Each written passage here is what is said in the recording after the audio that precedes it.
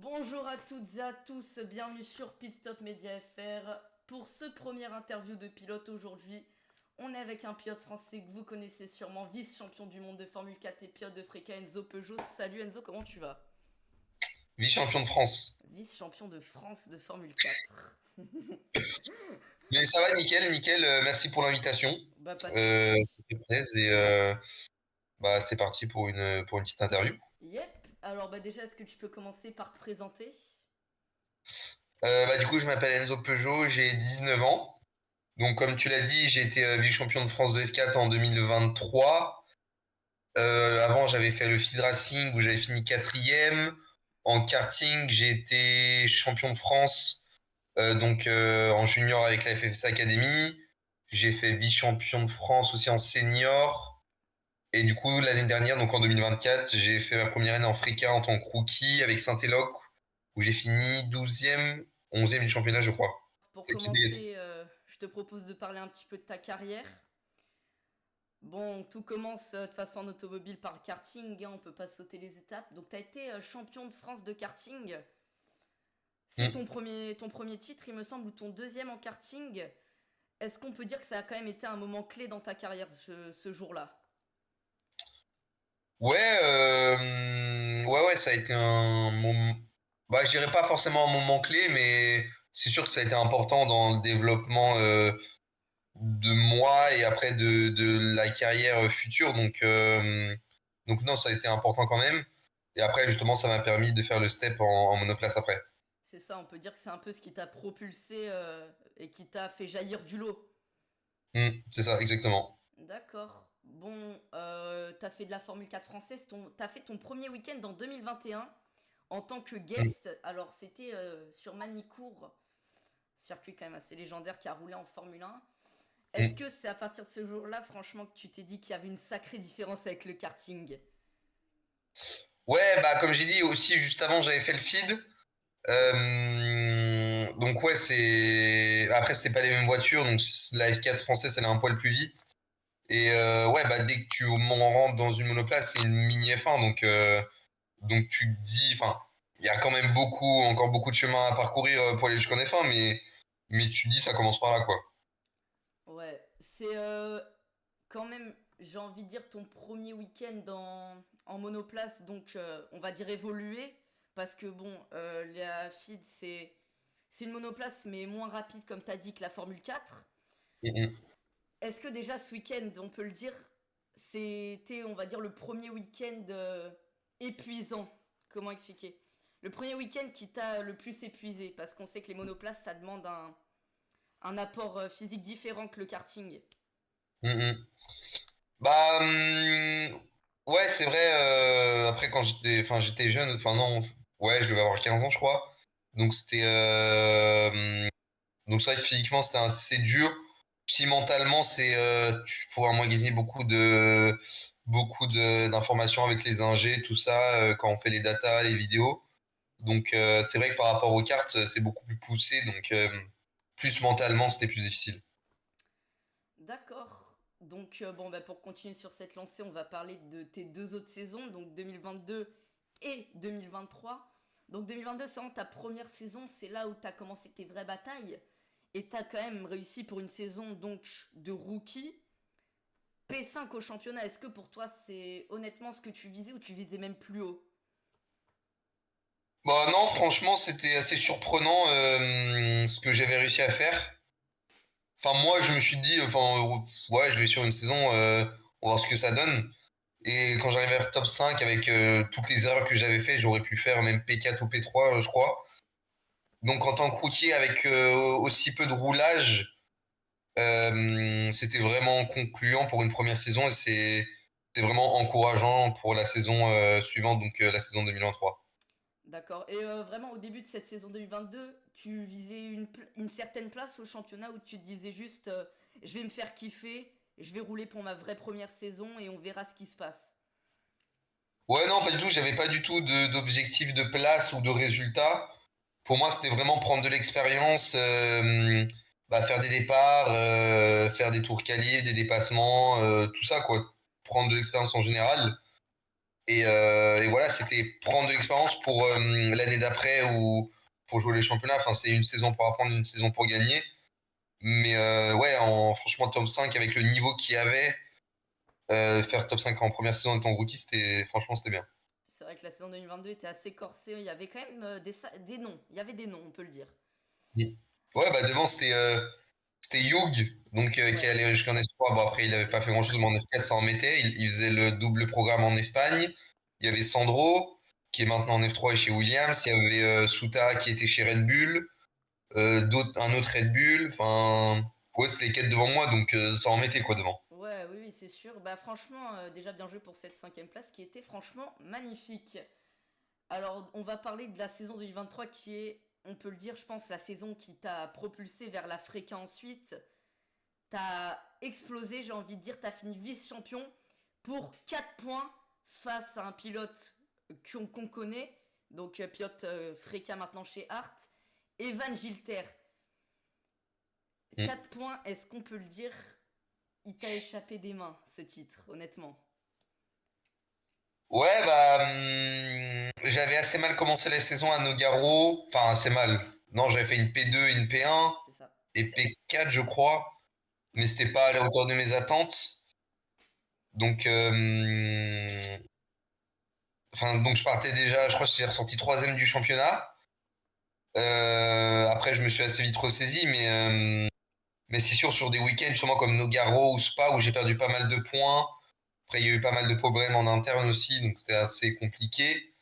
Et après, au Paul Ricard, où j'ai eu l'accrochage en course 2 qui m'a fait perdre tout espoir de titre. Donc, on peut pas dire que c'est une mauvaise saison parce que sur les week-ends où j'étais là, où j'étais présent, j'ai gagné et je crois, j'étais celui qui avait le plus de victoires, je crois que c'est 7 ou C'est 8. ça. Et après, bah, enfin, les choses qu'on peut pas contrôler, bah, on les contrôle pas et ça nous échappe. Et après, bah, comme j'ai dit, on peut pas dire que c'est une mauvaise saison avec ses victoires. Après, c'est la première fois, enfin, j'avais déjà joué en championnat, mais c'était mon première fois en monoplace. C'était un peu plus différent avec 3 courses par week-end, Eh oui. euh, tout ça. Donc, aussi de octobre 2022, donc de la dernière course du Paul Ricard, jusqu'à février ou début mars, je crois, j'avais pas roulé. Donc, pendant 5 ou presque 6 mois, j'avais pas roulé. Donc c'était, enfin je commençais pas enfin si je commençais en tant que favori, mais moi je me disais, enfin j'avais pas tout le roulage que les autres avaient quoi. C'est ouais, c'est ce manque de roulage qui t'a quand même assez handicapé sur le reste. Un peu, mais après je m'adapte assez vite, donc je pense que j'ai pu rattraper, mais c'est sûr que ça m'a pas forcément aidé. D'accord. Bah, alors, tu m'as devancé, je voulais parler de cette course numéro 2 au Castellet. Est-ce qu'on peut considérer que ce malheureux accrochage t'a fait perdre le titre de ces vraiment minuscules 4 points? Mm. Bah ouais, parce que on avait tout, enfin on avait bien géré le truc avec mon ingé, on avait bien économisé les pneus, tout ça pour la course 2. Je savais que je partais 4 et je pouvais largement la gagner vu mes adversaires devant moi. J'avais juste à apprendre un bon départ et après gérer, et ce que j'avais fait, mais après, bon, il y a l'accrochage. Enfin, dès le départ, je crois que j'étais passé 3. Ou non, je partais 5 et j'étais déjà passé 4. Et enfin, l'objectif, c'était au moins de prendre 10, 12 points, enfin, moi, le podium. Et après, la course 3 il fallait juste que je gère et voilà, quoi. Mais oui, c'est cette course qui a fait que j'ai perdu le championnat. D'accord. Après, Evan Gilter, on va le dire quand même que c'est pas n'importe qui. Il a fait déjà une très belle saison en formule régionale. Bon, pour conclure sur la saison 2023, est-ce que c'était satisfait en soi? Ouais, avec beaucoup de choses à travailler, mais oui, en soi, c'était satisfaisant vu bah, le manque de roulage que j'avais avant, mais oui, oui, c'était satisfaisant. D'accord. Bon, je te propose donc de passer au sérieux, de rentrer dans les grandes catégories. On va parler de l'année dernière avec la formule régionale qui est vraiment l'étape juste avant la Formule 3. C'est anciennement la Formule Renault, maintenant la Formule régionale. Donc tu as fini 15e au championnat, tu avais raison, avec 50 points. 6e au championnat rookie avec 179 points et une victoire rookie. Alors c'était sur la dernière course à Monza, il me semble. Mm. C'est une bonne saison, on peut le dire ou pas? Ouais. Bah, mais non, mais je finis pas 15e parce qu'en fait, j'ai été disqualifié en Hongrie, Ouais, mais ils ont pas remis les points parce que j'ai gagné, enfin, l'équipe avait fait appel et ils ont gagné l'appel. Et je crois justement, j'avais fait 11e ou 12e parce que j'avais regagné 12 points, ah, d'accord. parce que j'avais fait 4. Ah oui, Donc je crois 11-12 et 4e ou 3e au championnat rookie, je crois. bah écoute, c'est bon à savoir. Mais après, ils l'ont pas mis à jour, mais franchement, ça change rien. Ouais, ouais, ouais. Hum, Mais ouais, une année assez challengeante vu que bah, en étant rookie, l'équipe c'était leur vraie deuxième année en, dans le championnat. Alors que les autres, bah, comme Hart, Prima et Race, ça fait 20-30 ans qu'ils sont là. Ils ont l'expérience aussi de la F2, de la F3, de la F4. Nous, c'était la deuxième année de l'équipe en monoplace. Donc c'était assez compliqué. On n'avait pas toutes les datas qu'ils avaient, toute l'expérience. Donc on a dû beaucoup travailler, beaucoup analyser. Et franchement, avec le manque d'expérience que l'équipe avait par rapport aux autres, on a vraiment réussi à tirer enfin, beaucoup de la voiture et de moi-même aussi. Mais après, le truc qui est frustrant, c'est qu'on avait beaucoup de potentiel, mais qu'on n'a pas retranscrit au résultat. Parce qu'en moyenne, je crois que je suis septième en qualif. En moyenne, moi, je crois que enfin, moi, ma place moyenne en qualif, c'est septième sur toute l'année. Donc on peut dire bah, que j'aurais pu faire 7 ou 6 quoi, aux places du premier rookie, quoi. D'accord. Bon, c'est quoi pour toi les plus grosses différences par rapport aux monoplaces de F4 française et de F4 tout court? Ouais, bah, c'est déjà le moteur, beaucoup plus de couple. Pas forcément plus de ligne droite, mais beaucoup plus de puissance dans le couple, à l'accélération. Euh, L'aéro aussi qui joue beaucoup. Et aussi, ce qui m'avait impressionné, c'était le frein. Déjà, on arrive plus vite et la caisse s'arrête beaucoup plus avec l'aéro et les disques plus gros. Donc, c'est ça les trois plus grosses différences. D'accord. Alors, du coup, sur cette saison de Freka, celui avec qui, honnêtement, t'as préféré te battre sur les courses, on va dire peut-être ton rival sur cette saison. Je me suis pas mal battu avec Wharton, notamment c'était où? C'était pas mal à Spa, Zandvoort, Hongrie aussi. Après à Barcelone. Donc, non, Barcelone, non. Monza, qu'on s'est battu à la dernière course. Il y avait Wharton, je me suis pas mal battu. Clero aussi. Stromstead. Ouais, je pense que ces trois-là, c'était assez propre. C'était chaud, mais c'était propre. Ah, je confirme. T'as peut-être pour du coup la saison prochaine un pronostic sur le top 3 des pilotes qui vont ressortir? Bah, moi, j'espère. Moi, Slater, je pense. Et après, bah, il y en a plein d'autres. Il y a Clero, Deligny, Yamakoshi, Gilter. C'est un peu les favoris de cette année.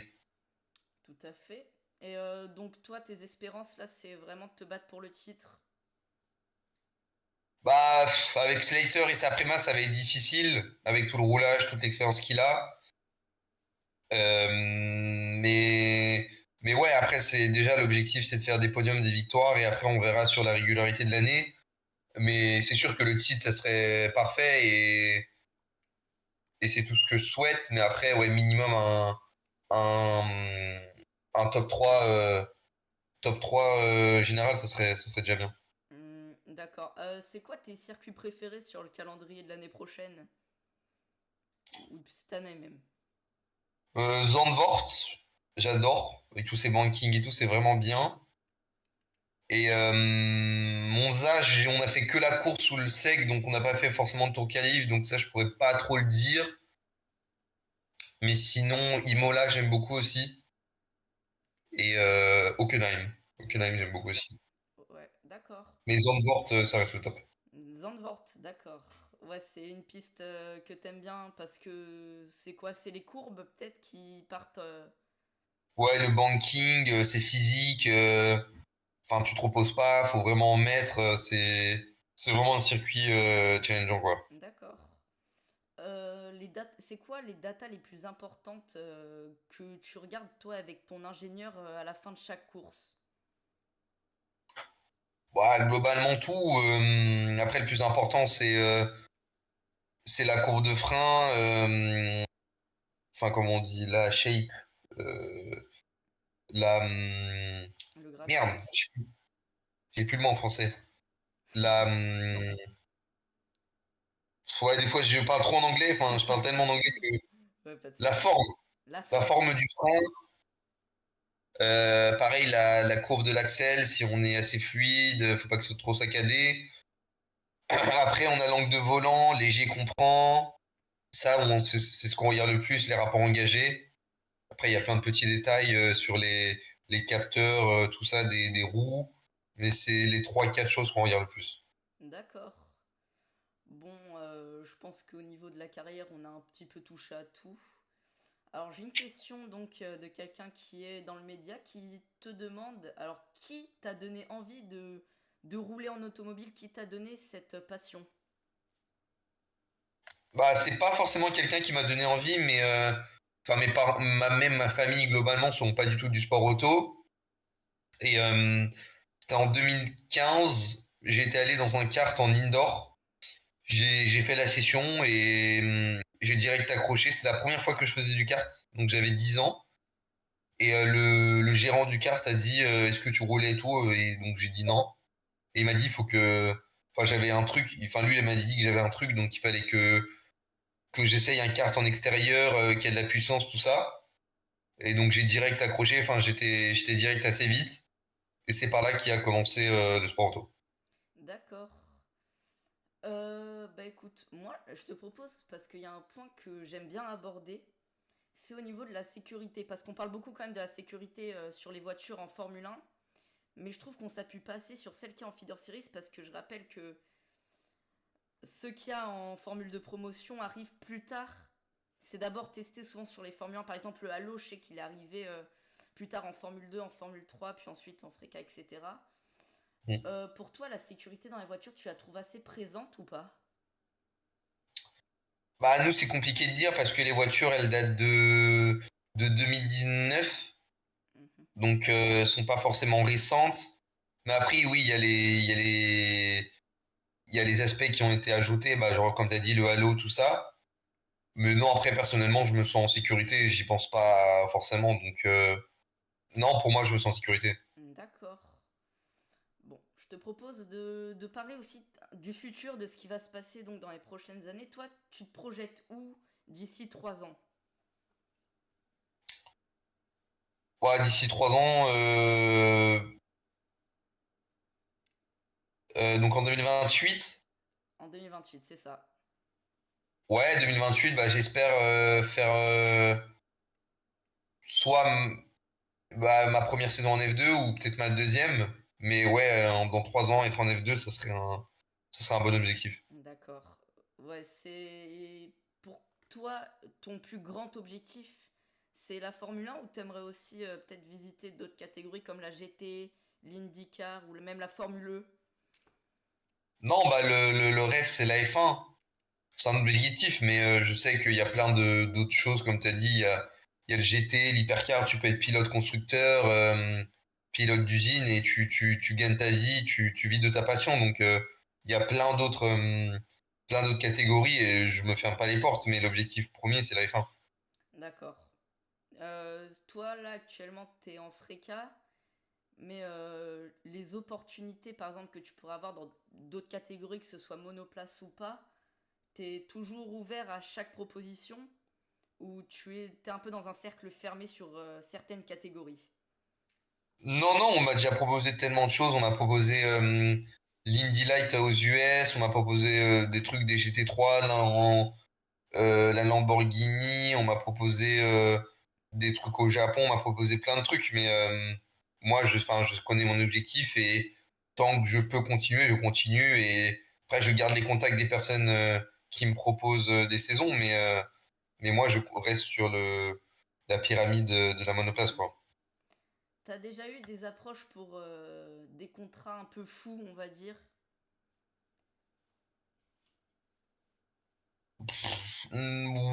Ouais, dans des junior teams, on m'a déjà contacté.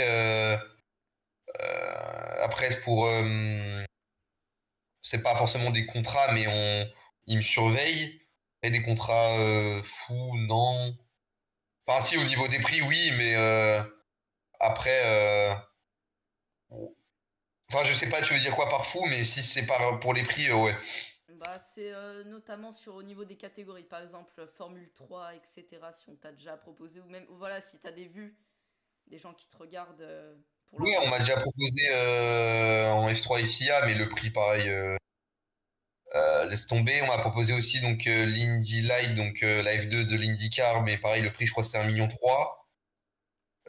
On m'a proposé, ouais, je crois, une saison en GT World aussi, mais pareil, avec des prix, enfin, tout. Enfin, c'est les prix qui sont aberrants, donc voilà. Et les sports auto, de toute façon, c'est toujours une question de prix et d'argent, hein. Tant que, en Ouais, fait, t'arrives pas en Formule 1, c'est toi qui es obligé de payer, j'ai envie de dire. C'est... mhm. Ouais, c'est ça. D'accord. Moi, j'ai envie de te parler aussi d'académie. Donc, par exemple, Red Bull, McLaren, toutes les grosses écuries de Formule 1 qui ont des vues sur des pilotes. Il y a des académies qui te suivent, il y a déjà eu des approches. Ouais, ouais, bien sûr. Bah, comme j'ai dit, il y a des académies qui me surveillent pour cette année spécialement. J'ai déjà été contacté par Alpine dans le passé. On a des contacts assez proches. Et après, bah, j'ai deux autres académies qui me surveillent cette année, euh, enfin qui me surveillent de très près. Et si je fais des résultats, ça serait concluant. D'accord, bah c'est super, j'ai envie de te dire. Euh, alors, sur cette saison de Freca, donc mis à part Saint-Éloque, qui bien sûr, t'es un petit peu leur joyau, j'ai envie de dire, à Saint-Éloque, il y a d'autres écuries qui t'ont contacté pour que tu roules chez eux en Freca. Ouais, ouais, bah, sans être arrogant, presque toute la grille. Euh, mais après, oui, enfin, c'est le prix et après le rapport qualité-prix par rapport à l'équipe, la structure, l'environnement, les personnes qui sont dedans. Et après, c'est un choix à faire. C'est un choix à faire. D'accord. Alors moi, je te propose de parler de tes trois, pour toi, coéquipiers de rêve dans l'automobile. C'est qui tes trois coéquipiers de rêve? Euh, Bah, Mhm. Alain Prost et Lewis. D'accord, ouais, trois gros pilotes, hein, des champions du monde. Ouais. T'aimes bien Max Verstappen? Tu t'irais faire un peu à ce pilote ou pas? Ouais, c'est comme mon idole, je m'identifie beaucoup à lui sur sa personnalité. Bah, non, enfin, plus sur sa façon de conduire, sur sa personnalité sur la piste. Un peu moins en dehors parce que je suis un peu moins arrogant, bah, je vais pas dire grosse tête, mais je veux dire autant confiance en lui. Mhm. Mais ouais, plus sur la piste, j'aime beaucoup ce qu'il fait. D'accord. Alain Prost, c'est parce que c'est la France, c'est le plus grand pilote français de tous les temps dans la Formule 1. Ouais, c'est le seul pilote qui est champion de français. Et c'est comme, enfin, c'est comme une idole aussi français et qui roulait dans le passé. Donc je prends aussi beaucoup d'exemples sur lui, sur sa façon de travailler, comment il était pointilleux dans les détails, tout ça, quoi. D'accord. Et Lewis Hamilton, c'est parce que, bon, cette fois champion du monde, son palmarès, c'est pas besoin forcément de le Ouais. rappeler, mais c'est l'un des plus grands pilotes de tous les temps, si ce n'est le. Mm. C'est un exemple, je pense, quand même, pour beaucoup de pilotes. Il a apporté beaucoup de choses. Toi, c'est quoi pour toi qui. Pourquoi t'aimerais être Bah, coéquipier avec lui, toi? bon, parce que ça a été le premier pilote que je suivais beaucoup quand j'ai commencé à regarder les F1, enfin quand j'ai commencé le sport auto. Et après, quand j'ai vu Max arriver, Mais donc c'était mon premier, et ça, j'aime beaucoup sa mentalité en dehors de la piste, donc c'est un exemple aussi. Bien sûr. Bon, je te propose, alors j'ai des questions à propos des contrats parce que je trouve que c'est un milieu assez fermé, comment se passent les contrats, etc. Alors toi, comment ça se passe un contrat? Comment est-ce que tu t'y prépares? Comment t'es contacté au moment de la signature? Tu peux nous expliquer un peu la globalité? Bah, l'équipe ou le junior team donc t'envoie le contrat.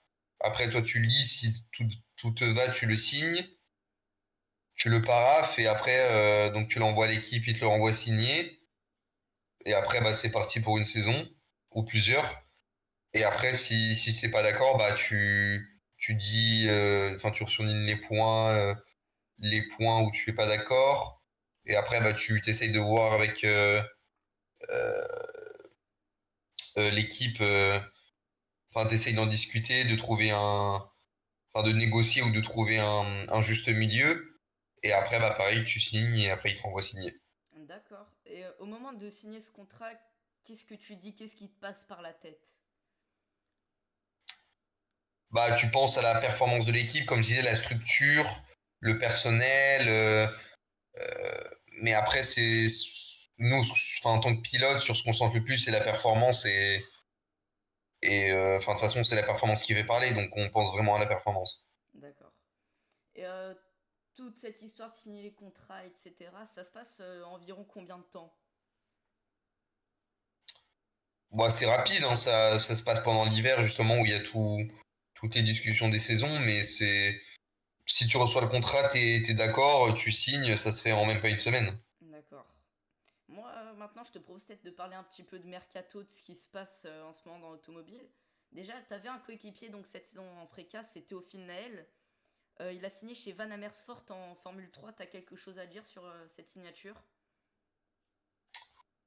Bon, il a le budget pour y aller, donc c'est très bien pour lui, mais non, pas forcément de choses à dire. D'accord. Pour toi, ton écurie de rêve en Formule 1, en Formule 2 et en Formule 3? Bah, en F1, je vais te dire, tant que je suis en F1, je suis content, donc pas forcément d'écurie de rêve, mais à l'époque, bah, quand Prost était chez McLaren, c'était quelque chose, donc j'irais McLaren. Et après, en F2, F3, ça change tellement avec les réglementations, les nouvelles voitures. Pareil, tant que je suis en F3 ou en F2 à un bon prix, je prends aussi, donc pas forcément d'équipe de rêve. D'accord.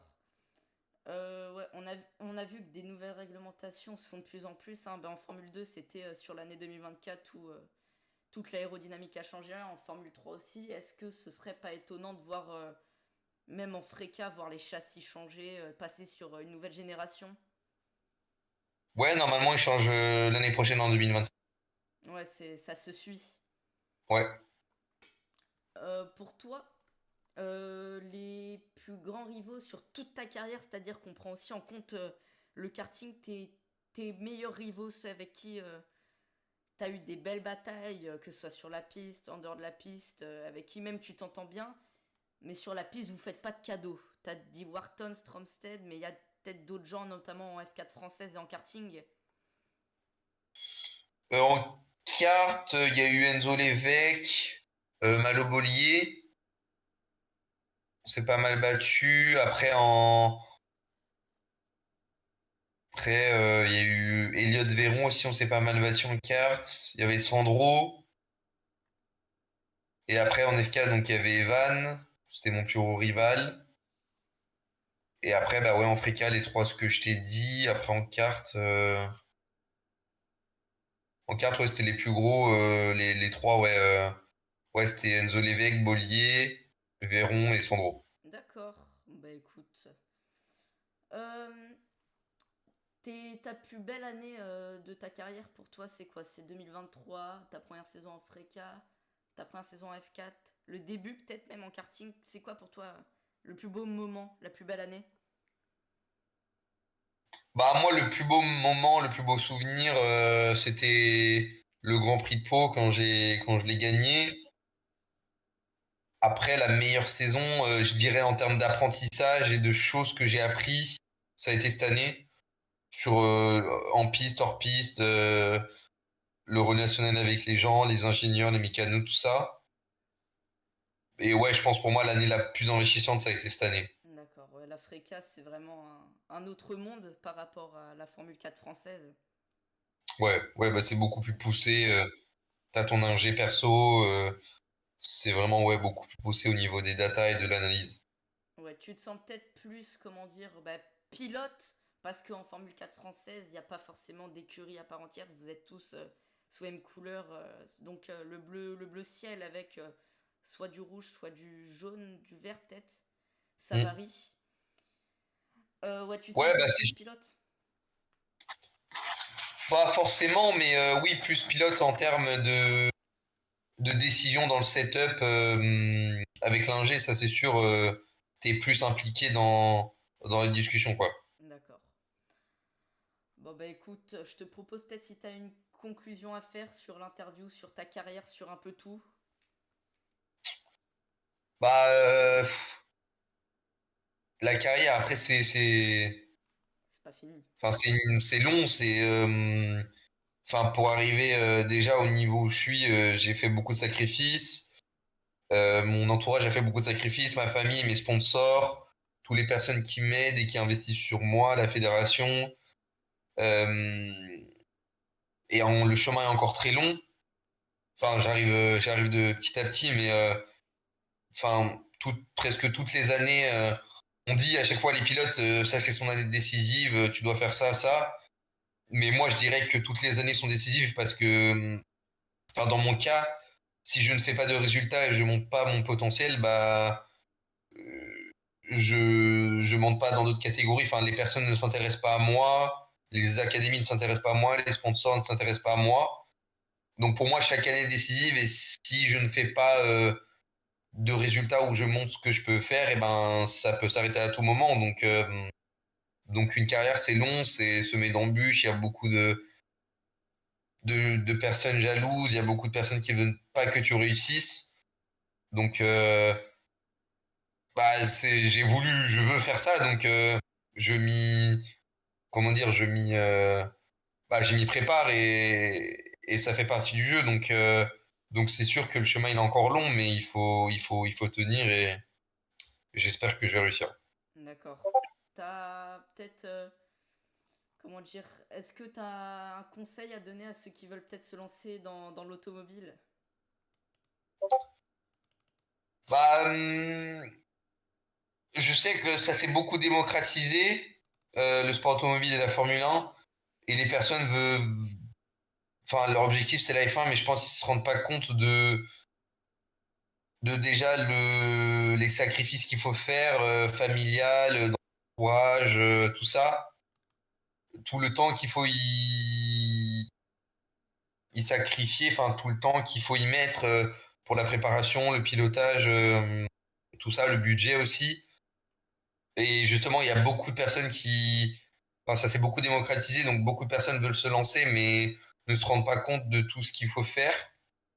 Et donc, je pense, enfin, renseignez-vous au début, enfin, au préalable, enfin, soyez sûr de ce que vous voulez faire et ne vous embarquez pas en mode, bah, genre, je m'en F1 et voilà, quoi, c'est beaucoup plus poussé. Il faut vraiment se renseigner sur le milieu et après, si vous avez la chance de commencer, bah vraiment donner à fond et vraiment bah, tout donner. Et après, c'est vous qui parlez sur la piste pour vos performances, quoi. D'accord. Bah écoute, longue conclusion, c'était super Enzo. Franchement, pour un premier interview, je suis très content de t'avoir eu. Merci Je à te toi. remercie d'avoir été à nos côtés. Je te souhaite franchement une saison 2025 enrichissante où tu te battras peut-être avec Slater, avec toute la fratrie qui arrive de Formule 4, tous les nouveaux rookies. Je te Ouais. souhaite une magnifique saison 2025 de Freca chez Saint-Éloque, chez l'équipe de France de la FFSA, parce que aussi tu fais partie des pilotes de l'équipe de France. Ouais. Écoute, bah, je te remercie Enzo, c'était vraiment incroyable de t'avoir. Merci beaucoup. Pour ceux qui m'ont regardé, on se retrouve à la prochaine pour un futur interview. Merci à tous, c'était Pit Stop Media. Au revoir.